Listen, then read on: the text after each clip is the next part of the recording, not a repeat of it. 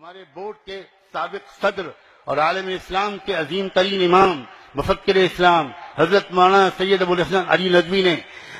کلکتے کے ایک اجلاس میں، جس میں بھی شریک تھا، اس میں انہوں نے مسلمانوں سے، جس میں 5 لاکھ مسلمانوں کا مجمع تھا، اس میں انہوں نے مسلمانوں سے کہا تھا ہم حکومت سے کہیں گے، اور 1 بار کہیں گے، اور 2 بار کہیں گے، اور 3 بار کہیں گے، اور صاف صاف کہیں گے کہ آپ مسلم پسند اللہ کو ختم نہیں کر سکتے، آپ قانونی شریعت میں تبدیلی نہیں کر سکتے، آپ یکساں سول کوڈ کو نافذ نہیں کر سکتے۔ اس ملک کے آئین نے ہر قوم کو، ہر اقلیت کو حق دیا ہے کہ وہ جس مذہب پر چاہے، جس تہذیب پر چاہے عمل کرے، اس کو پروپیگیٹ کرے، آپ اس کو بدل نہیں سکتے۔ ہم حکومت سے کہیں گے اور بار بار کہیں گے، لیکن انہوں نے اس کے بعد کہا تھا مسلمانوں ہم حکومت سے کہیں گے 1 بار 2 بار 3 بار، لیکن ہم تم سے کہیں گے 10 بار، اور حکومت کے اگر ہم ہاتھ پکڑیں گے تو اے مسلمانوں ہم تمہارا گریبان پکڑیں گے۔ اس کے بعد جو کچھ انہوں نے کہا تھا، میں اپنے لفظوں میں اس کو آپ سے کہنا چاہتا ہوں، کون سا قانون ہے جو آپ کو اس پر مجبور کرتا ہے کہ آپ اپنے بچوں کو اعلیٰ تعلیم نہ دلوائیں؟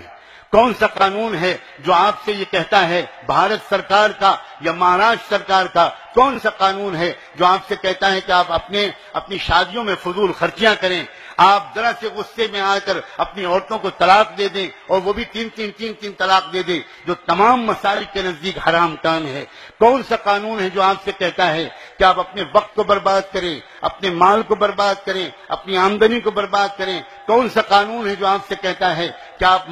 پان مسالہ کھائیں اور تمباکو کھائیں اور اپنی صحت کو خراب کریں؟ کون سا قانون ہے جو آپ سے کہتا ہے کہ آپ ضرور اپنے بیٹے کی شادی میں اپنی جس بہو کو آپ لے کر آ رہے ہیں اس کے ماں باپ کا خون چوس لیں، جہیز کا مطالبہ کریں؟ آپ خود شریعت کے قانون پر عمل نہیں کریں اور اس کے بعد آپ حکومت سے مطالبہ کریں کہ تم شریعت کے قانون پر عمل کرو، یہ 100% ناانصافی ہے،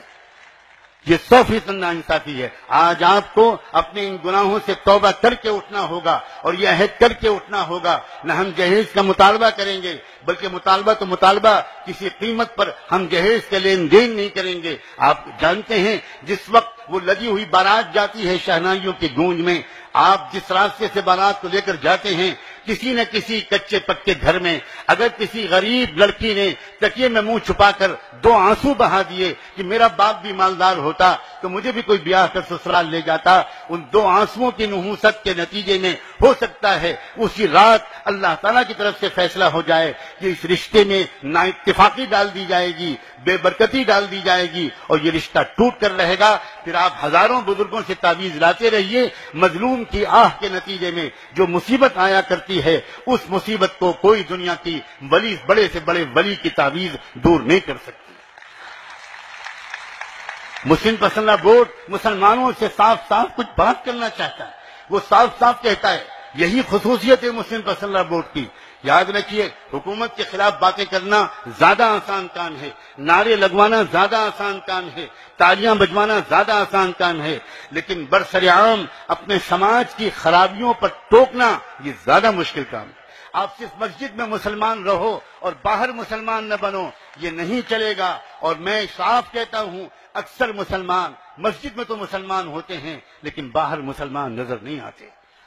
آپ نے کیوں کبھی نہیں سوچا کہ مسجد کے دروازے پر جب ہم نکلتے ہیں تو کتنی ہماری بھارت کے سماج کی نان مسلم بہنیں اور بچیاں اپنے جگر کے ٹکڑوں کو لے کر کھڑی ہوتی ہیں، اور اس انتظار میں کہ نماز پڑھ کے نمازی آئے گا، پھونک چھوڑ دے گا، میرے بچے کا بخار اتر جائے گا۔ کبھی آپ نے سوچا یا پوچھا کہ یہ بہنیں اور بچیاں آپ کے گھروں میں آ کر پھونک کیوں نہیں چھڑواتی، آپ کی دکانوں پر آ کر پھونک کیوں نہیں چھڑواتی؟ میں آپ کو اس کا جواب بتاتا ہوں، میں نے بہت سوچا ہے اور بہت پوچھا ہے۔ یہ اس کا جواب یہ ہے کہ وہ اتنا یہ بات جانتی ہیں کہ مسلمان اتنی ہی دیر تک مسلمان رہتا ہے جتنی دیر تک وہ مسجد میں رہتا ہے، اس لیے وہ مسجد سے نکلتے ہی پھونک چھڑوا لینا چاہتا ہے۔ وہ جانتا ہے کہ یہ مسلمان جس وقت دکان پر بیٹھے گا یہ بھی جھوٹ بولے گا، یہ بھی دھوکہ دے گا، یہ بھی کم ناپے گا، یہ بھی بہوؤں بیٹیوں کو دیکھے گا، اور اس وقت اس کی پھونک میلی ہو جائے گی، اس گندی پھونک سے اس کے بچے کا بخار نہیں اترے گا۔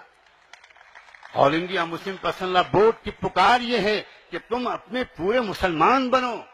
تم مسلمان بنو، تم مسلمان بنو۔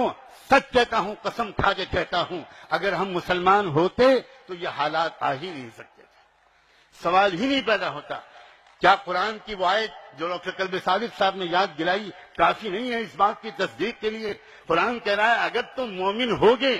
تو تم ہی سر بلند رہو گے. ہم آج سر بلند نہیں ہیں. ہم اگر ذلیل و خوار ہیں تو کیا اس کا صاف مطلب نہیں ہے کہ ہمارے ایمان میں کمزوری ہے، ہماری اسلامیت میں بہت کمی ہے؟ مسلم پرسنل لا بورڈ یہ باتیں بھی آپ سے صاف صاف کہنا چاہتا ہے.